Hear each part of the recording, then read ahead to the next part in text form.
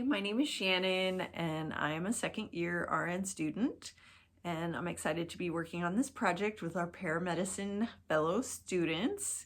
I do work in an emergency room. It's sort of the whole reason that I am in nursing school is this passion that I have found for emergency medicine. So this should be a very interesting and fun project. So my primary role as a Tech 2 in the ER, which Tech 2 is, I'm an LPN, or also a paramedic could be a Tech 2 in an ER, just in case you were looking for something off the ambulance, you could do this job too. So we can do IVs and catheters and certain tasks like that for the nurses. We can give certain medications. Obviously all the regular tech stuff, get vitals, just kind of get the patient in a gown, assist, help the doctors and the nurses. Primarily our role with a critically ill patient as a Tech 2 is to help arrive that patient that you're bringing into us, move them to the cot, get them in a gown, get those vitals. Do we need an EKG? Can I help get it? I sort of let the nurse dictate, do we need a line, blood work, what, depending on the situation we're going to do. But we do in the ER treat everyone as a critical patient when they get there, because until we can rule things out, we just assume they're in the ER because something is wrong. So I would say that kind of sums that up. And I'm just going to read the next question.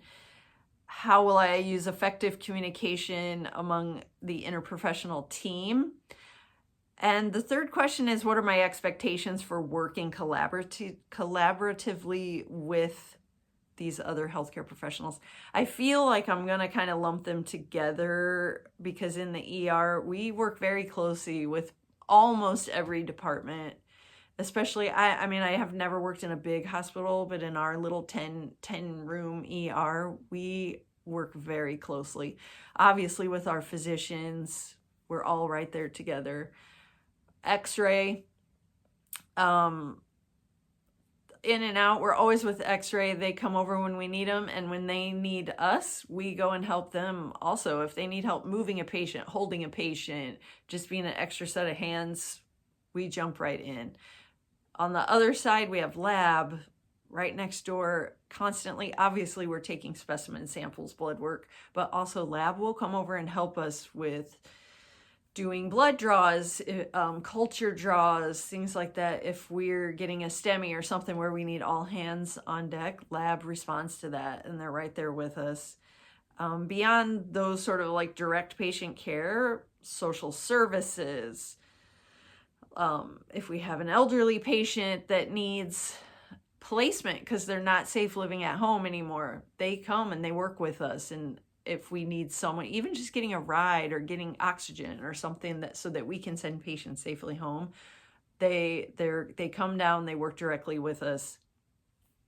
All these kind of peripheral EVS, they're trained to clean our rooms, especially after COVID, right? We needed all these special rules of how to clean these rooms, shingles, airborne illnesses, things like that. Like they have specially trained to be able to do that for us. Central supply keeps us stocked with stuff. If we need something special, we can call them. They run it down, or I run down there. They know exactly what it is. Give it to us. It's all very interactive, and everybody really is just one big team. And finally, EMS, right? We work very closely with all our emergency medical services. I mean, medics, fire department. We also have the police that respond when we need them. So very, very valuable and team collaborative effort between all of us, which is wonderful, right? So I feel like the communication between is just, we all know what our roles are and how we work in that team. So it just comes very naturally, and the expectations are that everybody does know what their job is and what they need to do. But beyond that, we can look and critically think like ahead, like what's the next thing? Okay, we're doing this right now, but what's going to happen after that and after that, and sort of just be prepared and have that everything sort of lined up. It's like a well-oiled machine, and it's pretty exciting when you're in it and when you realize, like, oh my gosh, we just literally saved that person's life, and it's a pretty cool feeling and exciting. So that is pretty much what I have to say. I'm excited for this virtual reality thing and the project to come after that in the spring. So bye.